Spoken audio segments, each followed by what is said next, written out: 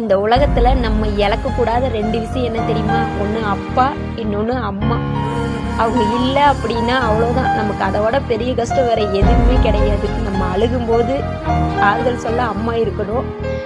நம்ம கஷ்டப்படும் போது நான் இருக்கேன் பார்த்துக்கிறேன் அப்படின்னு சொல்றதுக்கு கண்டிப்பா அப்பா இருக்கணும். இவங்க 2 பேர் இல்லைன்னா நமக்கு லைஃபே இல்லை.